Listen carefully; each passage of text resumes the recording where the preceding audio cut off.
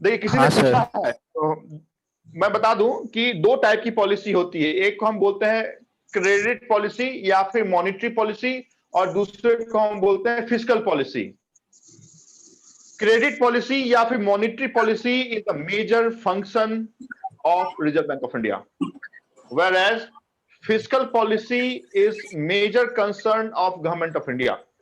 ये दोनों ऐसी पॉलिसी है जिसके माध्यम से हम बाजार पे जो, माइक ऑफ करो, ये दो ऐसी पॉलिसी है जिसके आधार पे हम बाजार पे क्या करते हैं, तो इकोनॉमी पे हम कंट्रोल करते हैं। किसका माइक ऑन है यार, मैं बार बार बोल रहा हूं माइक ऑफ करो। Mansi, yes sir. Mansi mike off करो। Yes, fiscal policy government use करेगी जबकि आरबीआई पॉलिसी यूज करेगी। इसमें क्या होता है, देखिए जब भी मुद्रास्फीति होती है, इसको हम क्या कहते हैं, तो इन्फ्लेशन कहते हैं। तो इन्फ्लेशन को कंट्रोल करने के लिए ये दोनों, क्योंकि गवर्नमेंट ऑफ इंडिया का भी रोल है इन्फ्लेशन को कंट्रोल करना, एज वेल एज, है ना, आपके behalf of government of India RBI भी इन्फ्लेशन को कंट्रोल करने के लिए अपने मॉनेटरी टूल्स को यूज करते हैं। तो मॉनेटरी टूल्स या फिर क्रेडिट कंट्रोल पॉलिसी क्या है, ये इसकी बात किसी ने अभी तक मेरे से पूछी नहीं। इस कारण से मैं भी इसको पॉकेट में रख रहा हूं कि bank rate, repo rate, CRR, SLR क्या है। पूछा गया हमसे फिस्कल पॉलिसी, तो फिस्कल पॉलिसी आपके गवर्नमेंट का, न कि रिजर्व बैंक ऑफ इंडिया का। इसके आधार पे गवर्नमेंट टैक्सेस तय करती है कौन से जो आपके प्रोडक्ट हैं या फिर सर्विसेज हैं उस पर कितना टैक्स लेना है। क्योंकि गवर्नमेंट को क्या करना है, तो इकोनॉमी को कंट्रोल करना है। तो जब तक टैक्स, मार्केट से पैसा सक होगा तो ही मार्केट में इकोनॉमिक कंट्रोल में रहेगी। तो यही काम है आपके फिस्कल पॉलिसी के माध्यम से गवर्नमेंट ऑफ इंडिया क्या, कि इन्फ्लेशन को कंट्रोल करना, या फिर रिसेशन है तो उसको भी अपग्रेड करना। तो दिस इज कॉल्ड आपकी कौन सी, तो फिस्कल पॉलिसी। समझ में आया आपको भाई? हाँ सर, फिस्कल पॉलिसी समझ में आया, तो बजट में बहुत बड़ा रोल प्ले करती रहेगी fiscal yes policy. Yes yes yes, तो ये पूरी बात हम बजट में करेंगे कि फिस्कल पॉलिसी का अच्छा। क्या रोल होता है। अभी मेजर कंसर्न अच्छा। सिर्फ इतना भी आप जान गए कि फिस्कल पॉलिसी गवर्नमेंट का है, क्रेडिट पॉलिसी आरबीआई का है, तो आपके लिए बहुत बड़ी बात हाँ सर, है ना। तो हाँ, तो अभी बैंक रेट 4% है और सीआरआर तो 4% है आरबीआई के मुताबिक, शायद से। अभी आप मेरे से पूछ रहे हैं या मेरे को बता रहे हैं? नहीं सर, पूछ रहा हूँ, तो मेरा मतलब सीआरआर 4% है तो बराबर है क्या मेरे मतलब करंट जो है आपकी आज इंफॉर्मेशन पहली हो। क्लास है? आप हाँ पहले ये सर। बताओ कि आपकी आज पहली क्लास है?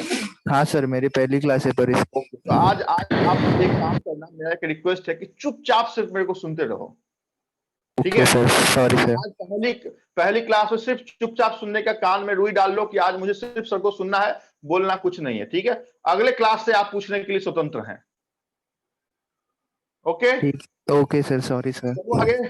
यस, देखिए आज हम बेसिकली दो चीजों को कवर करेंगे। एक जो हमने लास्ट क्लास छोड़ दिया था, कि हमने आपको बताया था कि ट्रेजरी बिल क्या होते हैं, कमर्शियल पेपर क्या है, या फिर आपकी जो एक पार्ट था जिसमें हमने सर्टिफिकेट ऑफ डिपॉजिट का नाम बताया था। तो उन तीन चीजों को हम कवर करेंगे, लेकिन उससे पहले कुछ ऐसे इंपॉर्टेंट ऑर्गेनाइजेशन हैं, मतलब बेसिकली ये कि ऑर्गेनाइजेशन किन मार्केट को रेगुलेट करती है, उसका हेडक्वार्टर कहां है, उसका एस्टैब्लिशमेंट हमने कब किया, और आज के दिन में उसके चीफ कौन है।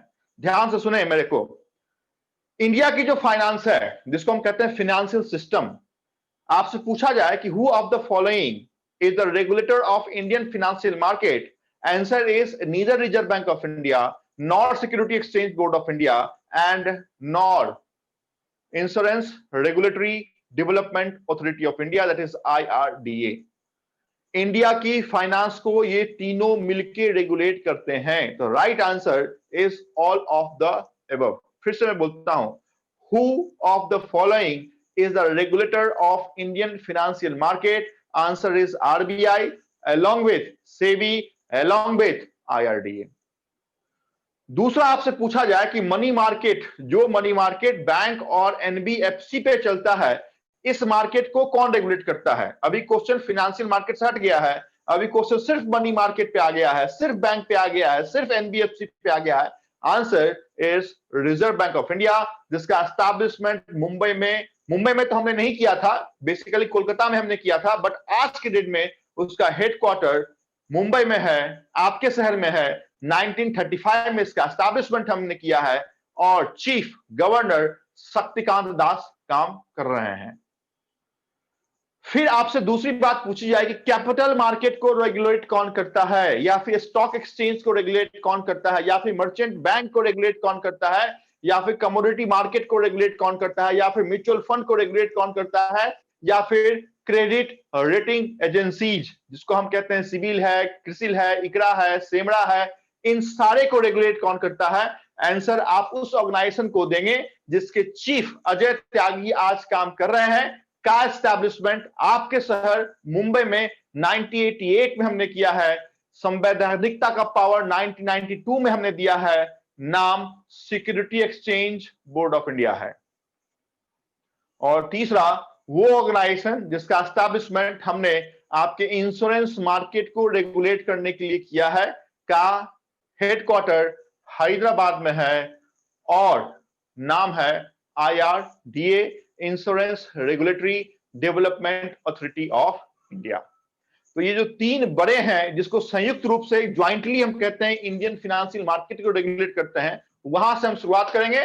फिर हम PFRDA पे आएंगे, फिर हम CBDT पे आएंगे, CBIC पे आएंगे, IDRT पे आएंगे। कहने का मतलब जो 10 बड़े ऑर्गेनाइजेशन है जो किसी न किसी मार्केट को आपके इंडिया में रेगुलेट करते हैं, चाहे वो नाबार्ड हो, चाहे वो सिडबी हो, उन सारे बैंक को हम पहले कड़ी में देखेंगे और दूसरे कड़ी में हम अपने दूसरे पार्ट को खत्म करने की कोशिश करेंगे। क्या हम लिखेंगे? Indian financial market regulator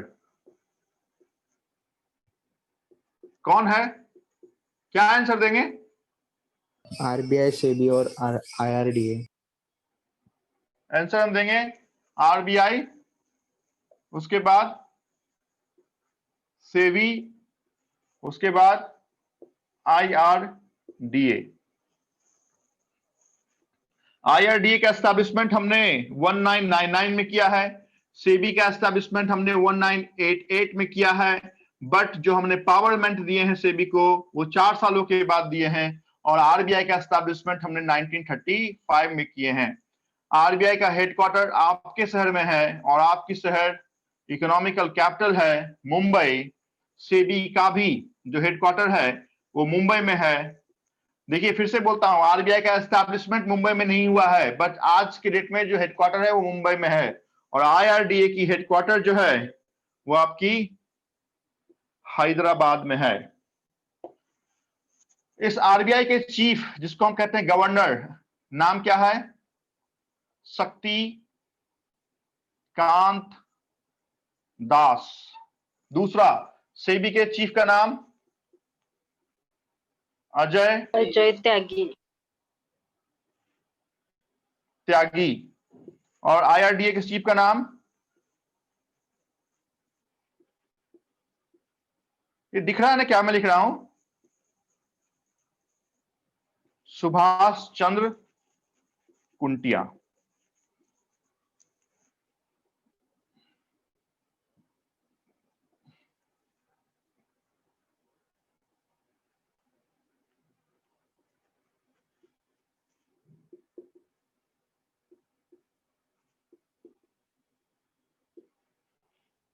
bank क्या आता है मनी मार्केट के अंदर? तो bank, NBFC and other financial institution. Capital market के अंदर क्या आता है? तो देखें नाम, पहला तो है आपका कैपिटल मार्केट, इसी का बेटा है स्टॉक एक्सचेंज, उसके बाद म्यूचुअल फंड, उसके बाद कमोडिटी। पहले कमोडिटी को मार्केट को रेगुलेट करने वाली ऑर्गेनाइजेशन थी, नाम था FMC, फॉरवर्ड मार्केट कमीशन। अभी सेबी को दे दिया गया है। जो बजट आपकी थी लास्ट ईयर्स में, 2015 में जो बजट थी उसमें सेबी को दे दिया गया है कमोडिटी मार्केट। उसके बाद मर्चेंट बैंक है, बट रेगुलेटर देखें कौन है? सेबी। उसके बाद क्रेडिट रेटिंग कोई बात नहीं, ठीक है, आखिरी का मैं बोल दूंगा अगर नहीं भी दिख रहा है तो। वो नाम है क्रेडिट रेटिंग एजेंसीज, और यहाँ पे है इंश्योरेंस। इन चीजों को आप लिखें पहले, फिर हम आगे के नीचे में चलेंगे। जो नीचे आपको दिख नहीं रहा है वो है क्रेडिट रेटिंग एजेंसी, इतने लिखें। एक बार मैं बोलता भी हूं, इंडियन फाइनेंशियल मार्केट का जो रेगुलेटर है वो combinedly RBI, SEBI and IRDA है। But individually RBI money market को रेगुलेट करता है, सेबी कैपिटल मार्केट को रेगुलेट करता है, आईआरडीए इंश्योरेंस मार्केट को रेगुलेट करता है। आरबीआई का फुल फॉर्म आपके एग्जामिनेशन के लिए इंपॉर्टेंट नहीं है, बट सेबी और आईआरडीए दोनों का फुल फॉर्म आपके एग्जामिनेशन के लिए इंपॉर्टेंट है। सेबी का फुल फॉर्म लिखें, security exchange board of India. SEBI का फुल फॉर्म जो बिल्कुल नहीं जानते हैं वो लिखें, security exchange board of India. IRDA का फुल फॉर्म लिखें, insurance regulatory development authority. Insurance regulatory development authority, तीनों का एस्टैब्लिशमेंट मैंने आपके बोर्ड पर लिखा है रिस्पेक्टिवली 1935, 1988, 1999। बट मोस्ट इंपॉर्टेंट देखें, सेबी में 2 ईयर हमने लिखे हैं, जैसा क्वेश्चन वैसा आंसर। अगर पूछा जाए कि सेबी का एस्टैब्लिशमेंट हमने कब किया, आंसर इज 1988। पूछा जाए कि सेबी फंक्शन कब से शुरू कर लिया, आंसर इज 1992। फिर से बोलता हूं, जैसा क्वेश्चन जैसा चॉइस उस आधार पे आपका काम होना चाहिए।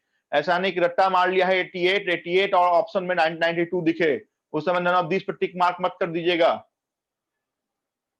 इस 3 में से 2 की जो हेडक्वार्टर है वो आपके शहर में है, और तीसरे की हेडक्वार्टर आपके हैदराबाद में है। शक्तिकांत दास, अजय त्यागी एंड सुभाष चंद्र कुंटिया आपके इस तीनों के चीफ के रूप में आज के डेट में काम कर रहे हैं। Whereas SEBI is not only the regulator of capital market but also merchant bank, commodity market and mutual fund। सारी बात आपके लिए इंपॉर्टेंट है, पर लिखें, कुछ कंफ्यूजन आए तो मेरे से पूछें। आखिरी में जो आपको दिख नहीं रहा है वो क्रेडिट रेटिंग एजेंसीज है, जिसमें सिविल, केयर, बाकी रेटिंग एजेंसी आते हैं, रेट करने का काम करते हैं।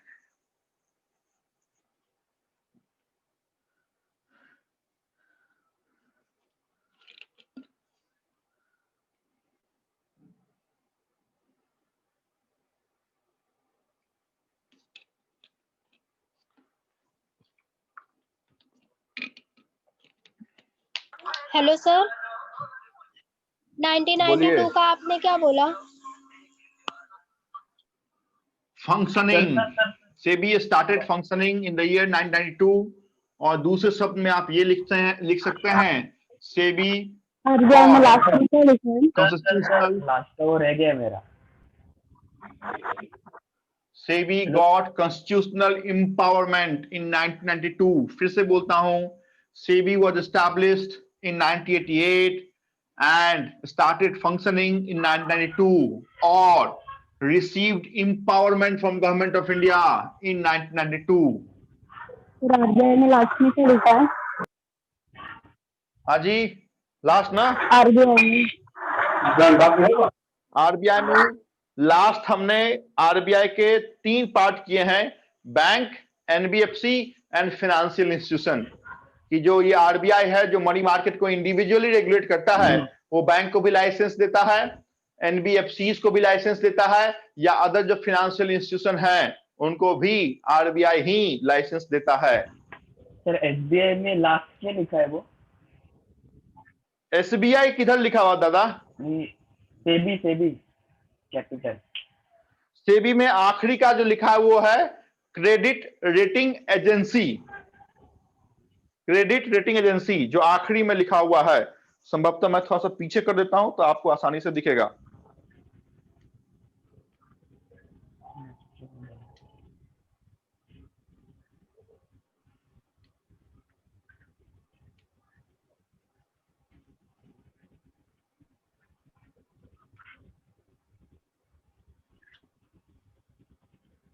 दिख रहा है क्या? यस सर, दिख रहा है।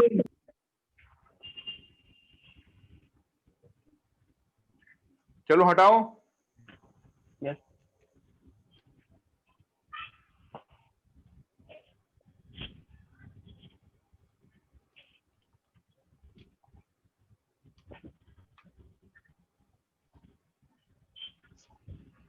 यहां तक कोई दिक्कत?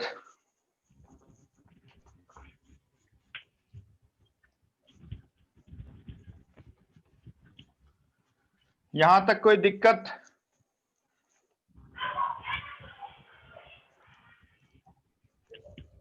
किसी के पास है या नहीं है, पता ही नहीं चल रहा है या नहीं।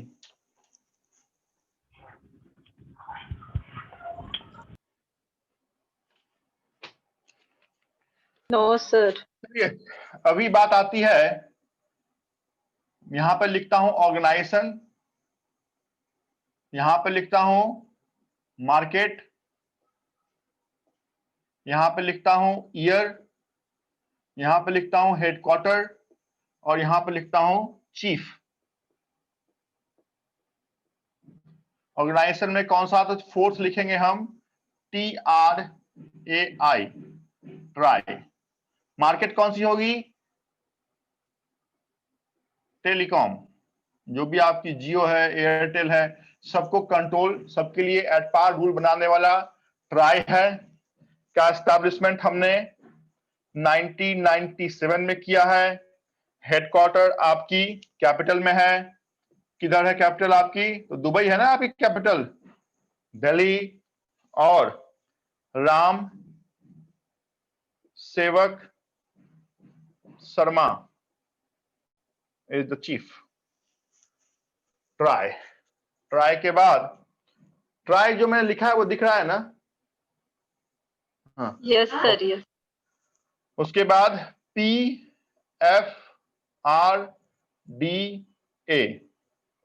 सबका फुल फॉर्म मैं बताऊंगा धीरे धीरे। पेंशन मार्केट को रेगुलेट करती है। 2003 में इसका एस्टैब्लिशमेंट हमने किया है। हेडक्वार्टर आपकी राजधानी में है और चीफ जो है वो सुप्रतीन बंदोपाध्याय हैं। बंदोपाध्याय।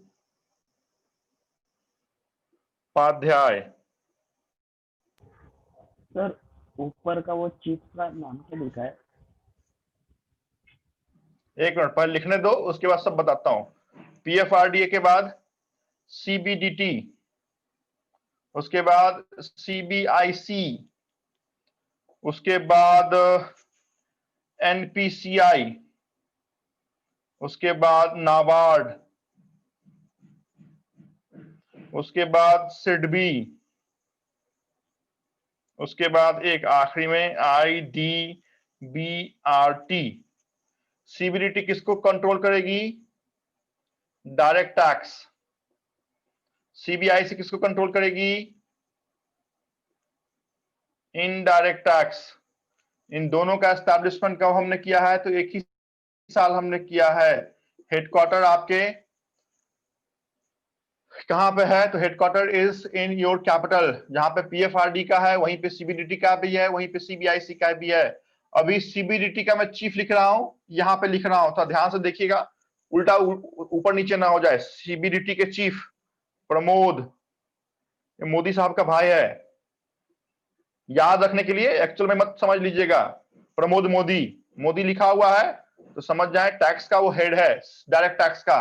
दूसरा है इनडायरेक्ट टैक्स का हेड, उसका नाम है अजीत, अजीत कुमार। NPCI क्या करती है? तो digital market, digital gateway. Establishment 2008 में हमने किया है, आपके शहर में किया है। चीफ का नाम 2008 के साथ में यहां पर लिखता हूं, थोड़ा सा एरो पे ध्यान दीजिएगा, ऊपर नीचे वो बंदोपाध्याय के कारण हो गया है। तो NPCI के चीफ का नाम विश्व मोहन,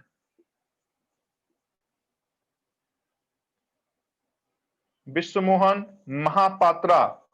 छोटा सा लिखता हूं, आपको बताऊंगा फिर। NABARD, RRB, SHG, rural finance, इन सब का हेड है।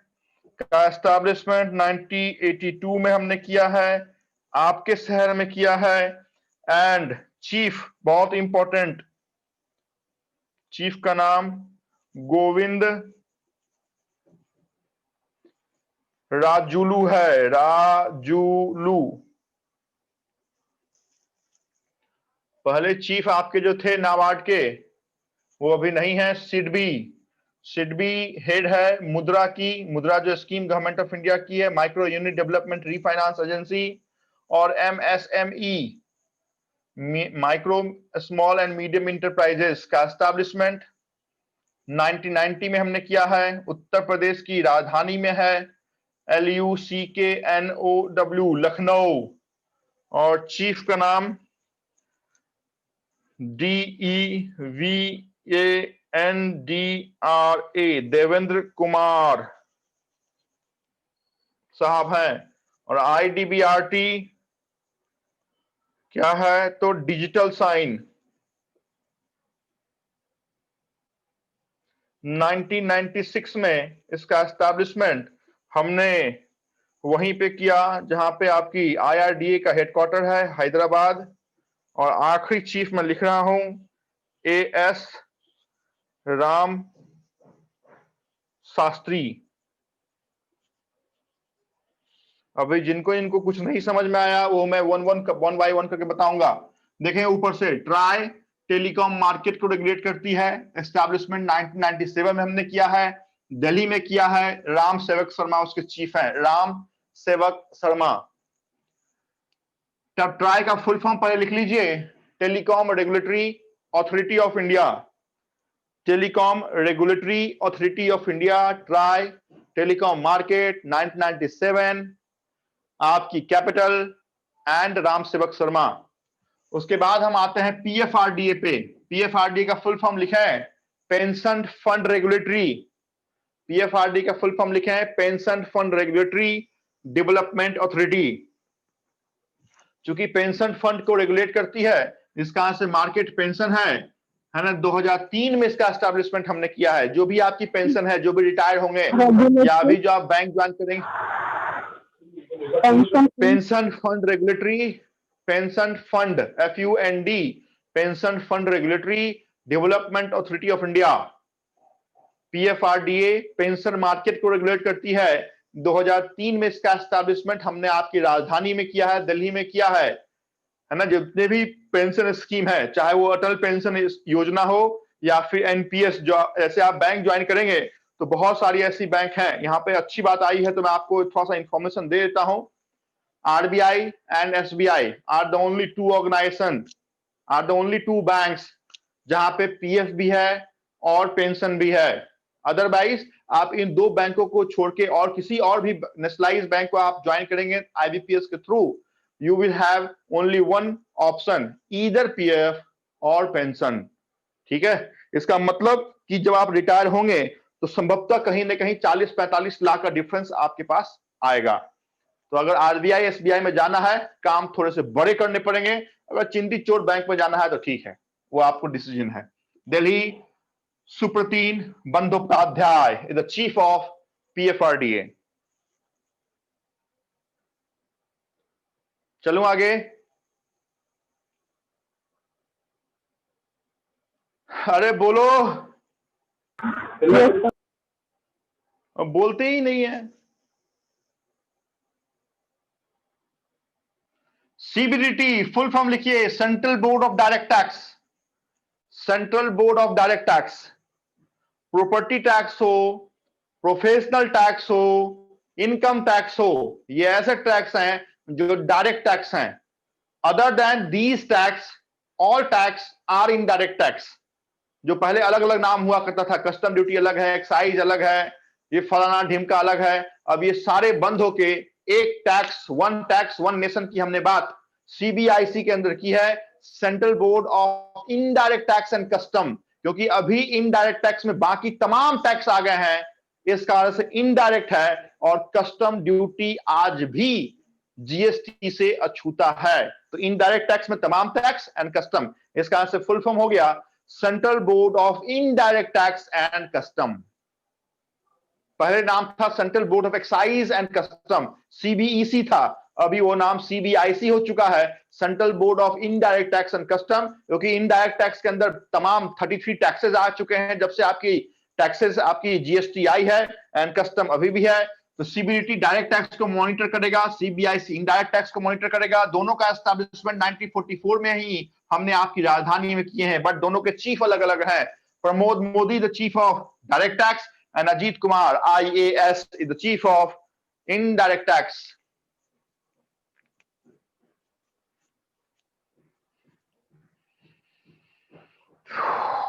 ओके ओके, चलो आगे। Yes sir. किसी ने मेरे से पूछा था कि सर फिस्कल पॉलिसी, देखिए फिस्कल पॉलिसी एक और लाइन यहां पे ऐड कर देता हूं। आज के दिन में ऐसा कोई इंसान नहीं है जो टैक्स नहीं पे करता है। अब आप बोलेंगे कि सर मैं तो स्टूडेंट हूं, मैं तो टैक्स देती ही नहीं हूं। गलत, आप गलत बोल रहे हैं, आप भी टैक्स देते हैं। सुबह में अगर आप पेन परचेज करने जाते हैं या बुक परचेज करने जाते हैं, वहां भी टैक्स इंपोज है, बट वो टैक्स आपको दिखता नहीं है क्योंकि इनडायरेक्टली आप पे करते हैं। आप MRP में जो सर्विस चार्ज लिखे हुए थे उसको आप पढ़ें तो आप रिटेलर को देते हैं, रिटेलर होलसेलर को देगा, होलसेलर डिस्ट्रीब्यूटर को देगा, डिस्ट्रीब्यूटर कंपनी को देगा और कंपनी गवर्नमेंट ऑफ इंडिया को पे करती है। तो ये चैनल है आपके इनडायरेक्ट टैक्स का। ऐसा कोई इंसान संभवतः हिंदुस्तान में नहीं है जो डायरेक्ट आपकी टैक्स पे नहीं करता है। Next is NPCI, full form आप लिखेंगे।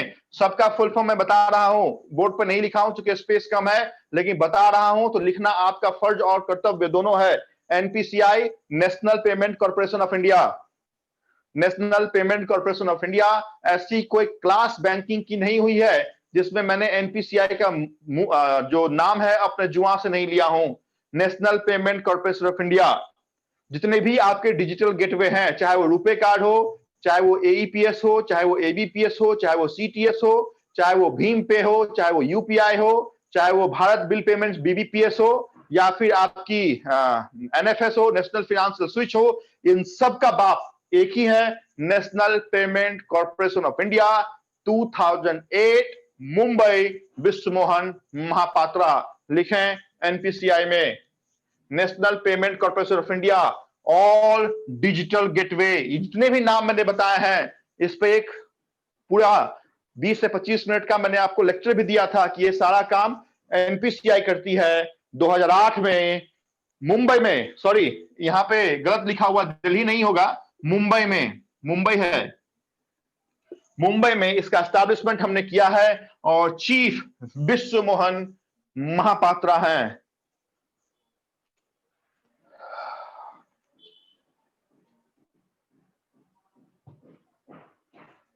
चलो बताऊं आगे।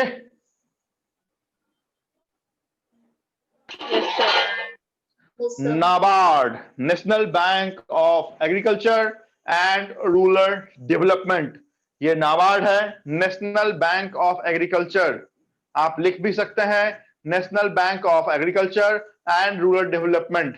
मैंने आपको स्पष्ट बताया था जिस समय मैं आपको अलग अलग टाइप के अकाउंट पढ़ा रहा था, वहां पे भी एक अकाउंट का नाम मैंने आपको बताया था। उस अकाउंट का नाम था डीफ अकाउंट, और मैंने ये बोला था कि वैसी FD जो 10 साल तक रिन्यू नहीं आप करते हैं, वो RBI के पास जाती है, RBI उसको इस ऑर्गेनाइजेशन को देती है और ये ऑर्गेनाइजेशन RIDF पे खर्च करता है, रूरल इंफ्रास्ट्रक्चर डेवलपमेंट फंड। ये वही नाबार्ड है जो रूरल जितने भी डेवलपमेंट होती है, financial development, financial literacy program, ये सब के सब नाबार्ड ही करता है। और इस कारण से हम बोलते हैं कि NABARD is the father of RRB, regional rural bank. जो भी जितने भी क्षेत्रीय ग्रामीण बैंक हैं जिसका एग्जाम IBPS कंडक्ट करती है, उसका ये फादर है।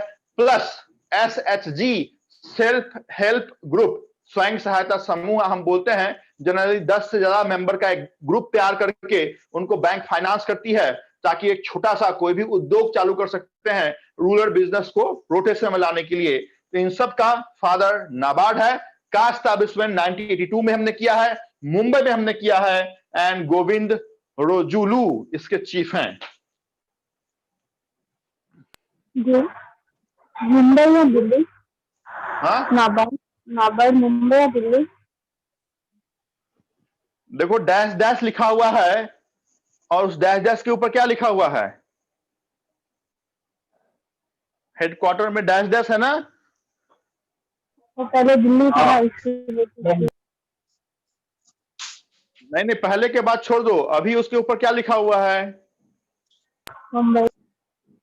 मुंबई। तो मुंबई इज द हेडक्वार्टर। आपका आपका शहर है, इस कारण से कुछ पूछने का ही नहीं।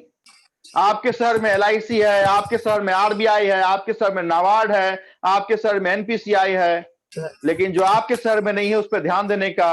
आपके शहर में IRDA नहीं है, आपके शहर में ट्राई नहीं है, आपके शहर में PFRDA नहीं है, आपके शहर में CBDT CBIC नहीं है, आपके शहर में आखिरी वाला IDBRT नहीं है, और आपके शहर में मुद्रा MSME को रेगुलेट करने वाला भी नहीं है, दैट इज SIDBI। सर चलें नाबार्ड से आगे। सर नाबार्ड का फुल फॉर्म एक बार बोलो। National bank of agriculture. National bank of agriculture and rural development. National bank of agriculture and rural development. चलो इससे आगे। नेक्स्ट हमने एक नाम लिखा है, वो नाम जितना इंपॉर्टेंट नहीं है उससे कहीं ज्यादा इंपॉर्टेंट है कि उस नाम का हेडक्वार्टर कहां है।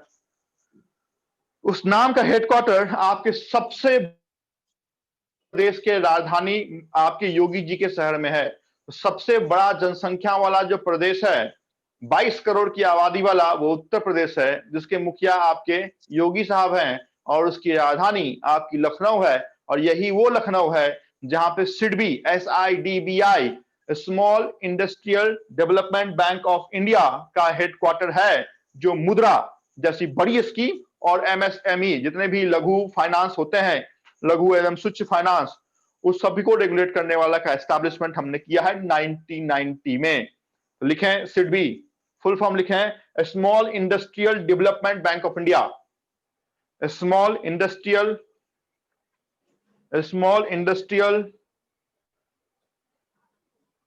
Development bank of India. Small industrial development bank of India किस मार्केट को रेगुलेट करती है? तो लिखें, पहले लिखिएगा MSME। फुल फॉर्म क्या होगा साहब MSME का? Micro small and medium enterprises. Micro small medium enterprises full form भी लिखें। Full form itself is more important than the headquarter and the establishment year of SIDBI and all these. MSME, micro, small and medium enterprises, मुद्रा MUDRA, वो मुद्रा जिसकी शुरुआत government of India Modi साहब के आने के बाद हमने की है, जिसके अंदर मैक्सिमम 10 लाख का हम इंश्योरेंस कहता हूं लोन प्रोवाइड करते हैं। 3 सेगमेंट में हम लोन देते हैं। एक को हम कहते हैं 50,000 तक, जिसका नाम है शिशु। दूसरे को हम कहते हैं more than 50,000, less than 5 lakh, जिसका नाम है किशोर। और तीसरा जो बड़ा सेगमेंट है 5 से 10 लाख का, जिसका सेगमेंटेशन का नाम है तरुण। तो आपसे पूछा जाएगा कि मुद्रा का फुल फॉर्म क्या है, आंसर हम देंगे micro unit development refinance agency. दूसरा क्वेश्चन पूछा जाएगा कि मुद्रा को रेगुलेट कौन करता है, आंसर हम देंगे SIDBI। तीसरा क्वेश्चन पूछा जाएगा कि मुद्रा के अंदर मैक्सिमम फाइनेंस कितने का होगा, आंसर हम देंगे 10 लाख। मुद्रा के अंदर कितने सेगमेंटेशन है, आंसर हम देंगे 3, शिशु, किशोर और तरुण। शिशु के अंदर पूछा जाएगा कि मैक्सिमम फाइनेंस कितने का होगा। शिशु है, बच्चा है तो 50,000, किशोर है तो 50 से ज्यादा 5 लाख से कम, और तरुण है तो 5 से ज्यादा, और मुद्रा की मैक्सिमम लिमिट 10 लाख। लिखें SIDBI, मुद्रा का फुल फॉर्म लिखें micro unit development, micro unit development refinance agency. Micro unit development refinance agency establishment संभवतः हो सकता है कि इस ईयर में आपका, इसके आजू बाजू आपका जन्म हुआ हो, जो 1990। हेडक्वार्टर उत्तर प्रदेश की बड़ी राजधानी लखनऊ, और Devendra Kumar is the chief. Devendra Kumar Singh है, लेकिन जगह नहीं था, इस कारण से मैंने देवेंद्र कुमार को ही लिखा है। तो देवेंद्र कुमार और हमारे नाम वाला जो कुणाल सिंह है वो इसमें लगा दीजिए आप, तो देवेंद्र कुमार सिंह।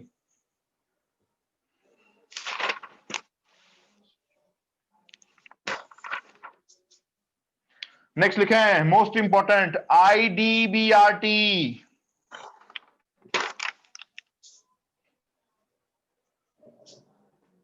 लिखे हैं institute of development, institute for development and research, institute for development and research.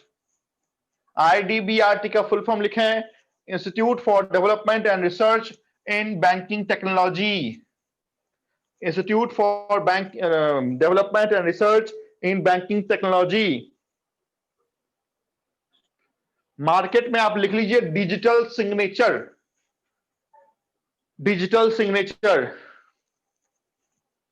आप कहेंगे सर ये डिजिटल सिग्नेचर क्या होता है? तो जब आप बैंक में एज ए प्रोविजनरी ऑफिसर बन के जाएंगे तो बैंक आपको एक छोटा सा, जैसा पेन ड्राइव है ना, वैसा ही एक डिजिटल सिग्नेचर आपको देगी। जो भी आप काम करेंगे ऑटोमेटिक उसमें आपकी डिजिटल सिग्नेचर आएगी, बिना आपको कहीं साइन किए हुए, क्योंकि वो जो पेन ड्राइव आपके CPU में लगा हुआ रहेगा वो ऑटोमेटिक बताएगा कि इस सिस्टम पे आप बैठे हुए हैं as an officer. That is digital signature का establishment 1996, Hyderabad. AS Ramasastry is the chief. AS Ramasastry is the chief.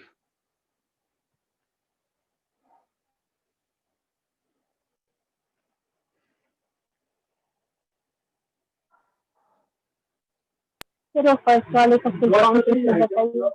क्या बताओ ना, पूछो ना। CRAI का फुल फॉर्म बताओ। किसका किसका? टेलीकॉम। ट्राई का क्या? हाँ ट्राई का लिखो ना, telecom regulatory, T for telecom, R for regulatory, A for authority और I फॉर आपका देश का नाम। टेलीकॉम रेगुलेटरी अथॉरिटी ऑफ, क्या लिखेंगे? I for India. यस, लिख लो। इंडिया। सर मुद्रा का एक बोलिए, मुद्रा का फुल फॉर्म बताओ। नहीं, क्या बताओ मुद्रा का, बताओ। प्लान्स। प्लान। एक बार फिर से बोलो जरा। मुद्रा का वो शिशु। ओके, मुद्रा का देयर आर 3 सेगमेंट ऑफ मुद्रा। वन इज कॉल्ड शिशु। मुद्रा के 3 सेगमेंटेशन हैं, शिशु, किशोर and Tarun. 0 to 50K, 50K to 5 lakh and 5 lakh to 10 lakh। ठीक है? ओके। शिशु, किशोर एंड तरुण। आपको छोटा सा व्यापार करना है, हमें पान का दुकान खोलना है, 25,000 रुपए चाहिए, तो हम शिशु का फॉर्म भरेंगे। मुझे क्या करना है, तो बैटरी का दुकान खोलना है, मुझे कितना चाहिए, 3 लाख रुपए चाहिए, तो मैं किशोर का फॉर्म भरूंगा। क्लियर? मुझे किराना स्टोर खोलना है, 6 लाख चाहिए, तो मैं किसका फॉर्म भरूंगा? तरुण। मुझे 12 लाख रुपए लोन चाहिए, कौन सा फॉर्म भरूंगा? 10 लाख मिनिमम है। Yes. Maximum limit of mudra is 10 lakh. You are not supposed to fill the form under mudra for more than the amount of 10 lakh. Clear? पूछो मेरे से, कुछ क्वेश्चन पूछना है तो पूछो।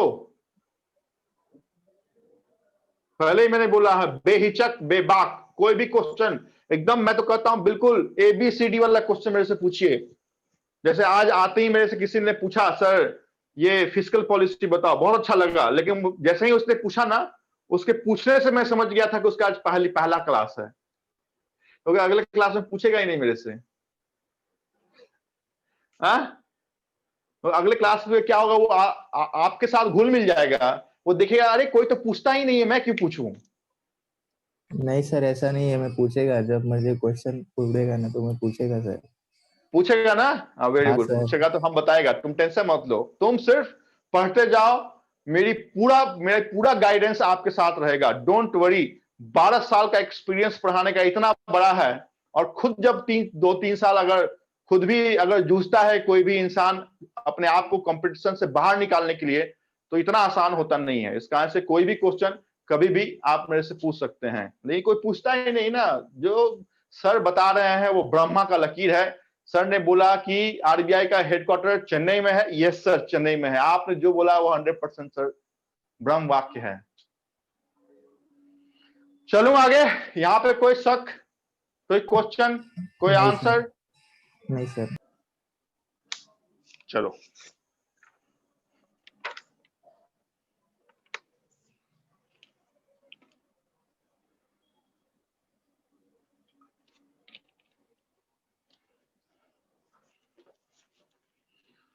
मैंने क्या बताया, तो जब तक मैं बोर्ड साफ करता हूं उसके साथ साथ मैं आपके साथ भी रूबरू हो जाता हूं। मैंने बताया कि आरबीआई, सेबी एंड जो आपकी आईआरडीए है वो इंडियन फाइनेंशियल मार्केट को कंबाइनली रेगुलेट करती है।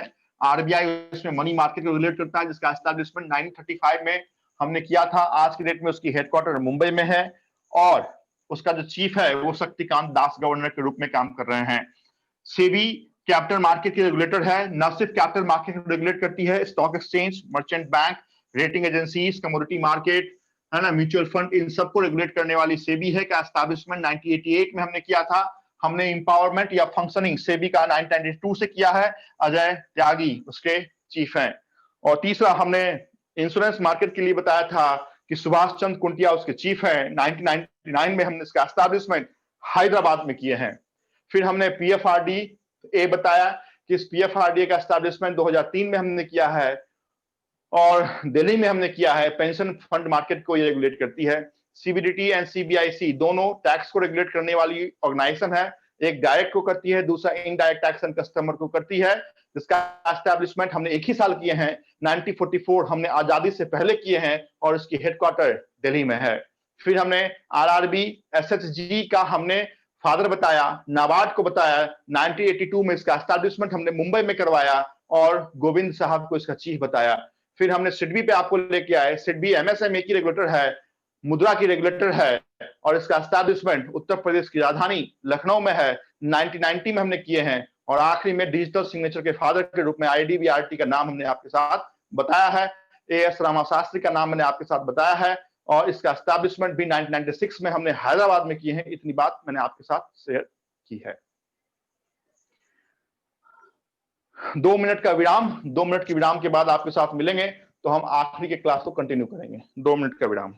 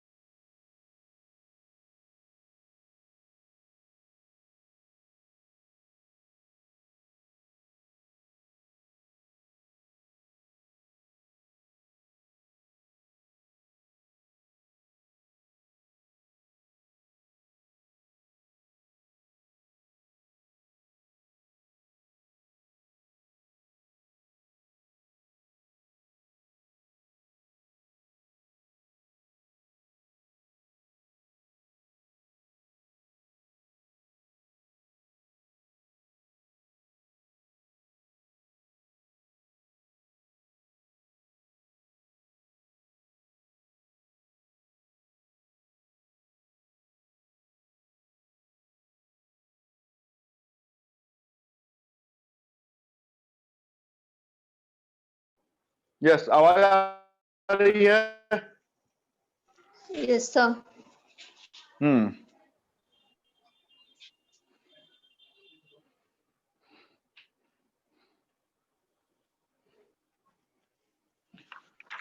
सुने, मनी मार्केट के जो इंस्ट्रूमेंट हैं जिसके बारे में हम बताते चले जा रहे थे, आप पढ़ते चले जा रहे थे, section number of negotiable instrument, section number 4, section number 5, section number 6 की बात हमने अभी तक आपके साथ की है।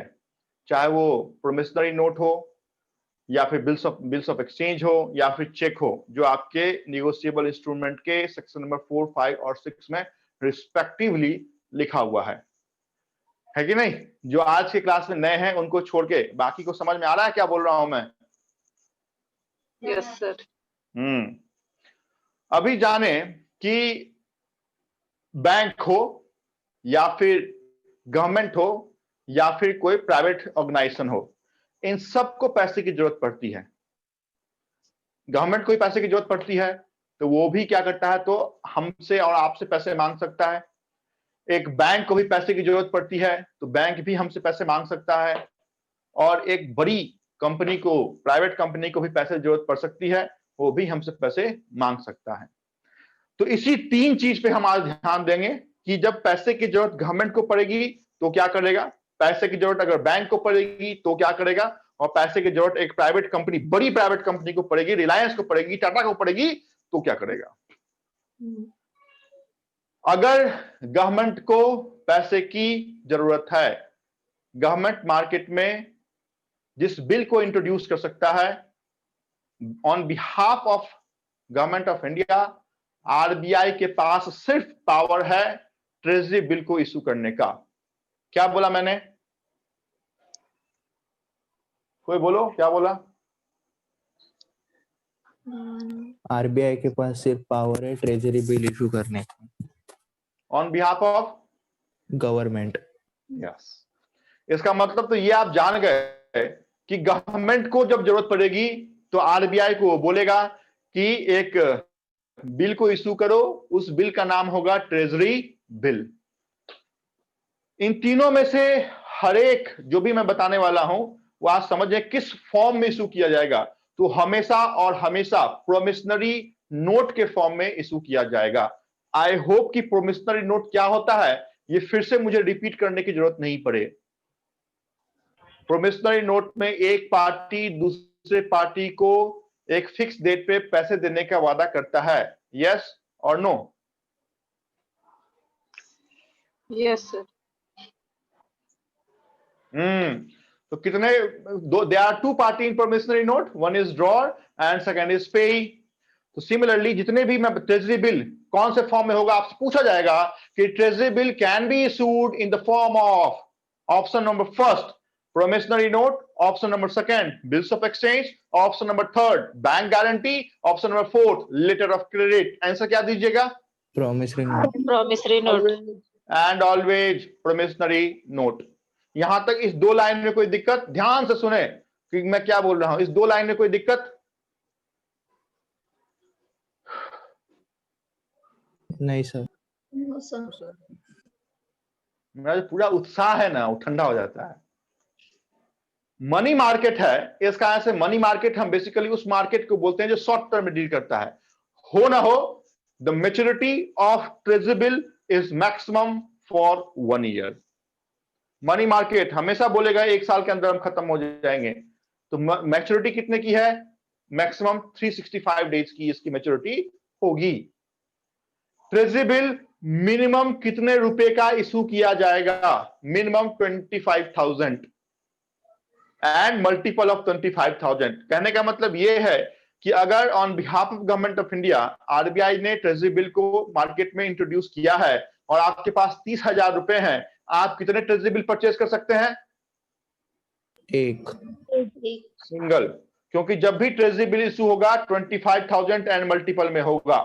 इस कारण से आप ये हमेशा याद रखें कि 25,000, 50,000, 75,000, 1 लाख कितने का भी हो, बट 25,000 के मल्टीपल में होगा। मैच्योरिटी पीरियड उसकी मैक्सिमम 1 ईयर की होती है। उस 1 ईयर में 3 बेसिकली मैच्योरिटी पीरियड है, जो मैं बोर्ड पे लिखूंगा तो एक्चुअली आपको पता चलेगा। who can purchase this treasury bill? Answer is any individual, any company, any firm, any institution, कोई भी ट्रेजरी बिल को परचेज कर सकता है। क्या जब आप ट्रेजरी बिल परचेज कीजिएगा तो उस पर रेट ऑफ इंटरेस्ट लिखा रहता है? जैसे हम एफडी 50,000 का बनवाते हैं तो उस पर लिखा रहता है कि आफ्टर 1 ईयर, है ना, 5.5% is the rate of interest. तो 1 लाख का आप दीजिएगा तो 5,500 आपको इंटरेस्ट मिलेगा। तो क्या ट्रेजरी बिल पे ऐसा इंटरेस्ट लिखा रहता है? Answer is no. Treasury bill पे कोई भी इंटरेस्ट आपको पे नहीं किया जाता है। ट्रेजरी बिल हो या फिर आज की दूसरी टॉपिक सर्टिफिकेट ऑफ डिपॉजिट हो या फिर आज की तीसरी टॉपिक कमर्शियल पेपर हो, ये सारे के सारे डिस्काउंटेड फॉर्म में मिलते हैं। मोस्ट इंपॉर्टेंट, डिस्काउंटेड फॉर्म का मतलब यह है कि आज अगर आप ट्रेजरी बिल खरीद रहे हैं तो हो सकता है कि 92,000 में आप ट्रेजरी बिल खरीदेंगे, लेकिन जब आप उसको मैच्योरिटी पे बेचेंगे you will get 1 lakh rupees. This is called discounted method. मतलब इंटरेस्ट नहीं मिलेगा आपको, लेकिन आप खरीद रहे हैं 1.5 लाख में और जब आप उसको सेल कीजिएगा मैच्योरिटी के बाद तो आपको मिलेगा 1,60,000। तो ये जो आपका डिफरेंस है ये आपका प्रॉफिट है। यही कारण है कि ट्रेजरी बिल को सबसे सेफेस्ट इन्वेस्टमेंट कहा जाता है, क्योंकि ये इशू कौन करता है? गवर्नमेंट इशू करती है। गवर्नमेंट पे हमारा भरोसा, इस कारण से सबसे सेफेस्ट इन्वेस्टमेंट आपके मनी मार्केट में या आपके पूरे आपकी जो इकोनॉमी है उसमें ट्रेजरी बिल का होता है। जैसे कहते हैं म्यूचुअल फंड में हम पैसा लगाते हैं या इक्विटी में हम पैसा लगाते हैं या शेयर में हम पैसा लगाते हैं, कल हो गया और कंपनी डूब गई तो आपके पैसे डूब गए। इसका आंसर रिस्क वहां इन्वॉल्व है। ये बात अलग है कि जहां पर रिस्क है वहां पर प्रॉफिट ज्यादा है, बट अगर आप सिक्योरिटी के हिसाब से अगर समझें तो treasury bill is one of the safest investment in economy. इतनी बात समझ में आई ट्रेजरी बिल में? Yes sir. हाँ सर। हाँ, अभी क्या जानना है आपको? तो पहले ट्रेजरी बिल लिख देते हैं, फिर 1 बाय 1 करके हम आपके सर्टिफिकेट डिपॉजिट को भी जानेंगे और कमर्शियल पेपर को भी जानेंगे। तो लिखें treasury bill. Treasury bill. Hello sir, video नहीं दिख रही है आपकी। पॉज हो गया, वीडियो पॉज हो गया।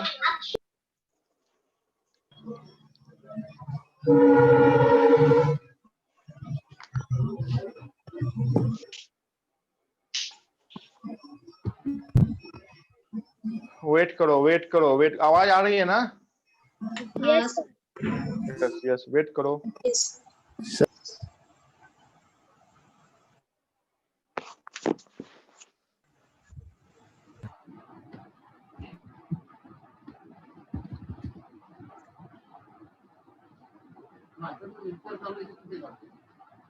सर स्क्रीन नहीं दिख रही है सर।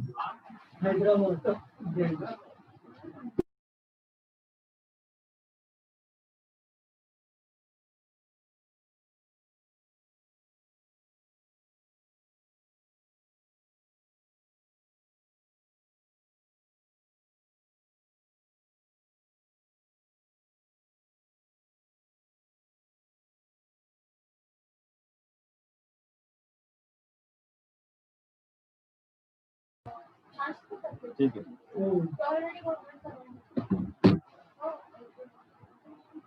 बोला मैं आपने।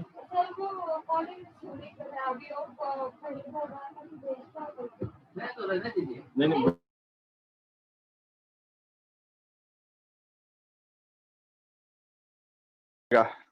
दूसरे इसमें देखो। यस सर, आया। हाँ सर, दिख रहा है। फोटो तो आएगा लेकिन बोर्ड नहीं आएगा, तो क्या कर सकते हैं? हाँ कुछ नहीं सर, कर लेंगे। बताओ। चलिए, समझने के लिए समझेंगे हम क्या हम बोल रहे हैं, फिर उसको लिखने और लिखाने की बात कर लेंगे। क्या हमने बोला? इसकी जो मैच्योरिटी, जैसा कि मैंने बोला कि मैक्सिमम वॉइस ब्रेक हो रहा है सर, वॉइस ब्रेक हो रहा है। ठीक है, तो आज की क्लास हम यहीं पे रखते हैं। नेक्स्ट क्लास में मिलेंगे तो इस तीनों को हम देखेंगे, क्योंकि ऐसा आधा अधूरा पढ़ के ना आपको मजा आएगा और मेरे को तो बिल्कुल मजा नहीं आया कि आधा अधूरा पढ़ के मैंने सिलेबस हटा दिया, तो ऐसा बिल्कुल मजा नहीं आएगा। ठीक है, सर IRDA सर ओके, हाँ, आपके पास कोई क्वेश्चन है तो आज हम आपके साथ डिस्कशन करने के लिए सही है। पढ़ाऊंगा नहीं, क्योंकि पढ़ाऊंगा तो अननेसेसरी कंसेप्ट आधा अधूरा जाएगा। बोर्ड पे एक्चुअली आपको समझ पे आता है, तो आपके साथ हम 1 by 1, अगर किसी के पास कोई क्वेश्चन हो, इसी किसी भी टाइप का क्वेश्चन, कोई भी क्वेश्चन तो मेरे से आप पूछ सकते हैं। हाँ, कोई पूछ रहा था, पूछो मेरे से।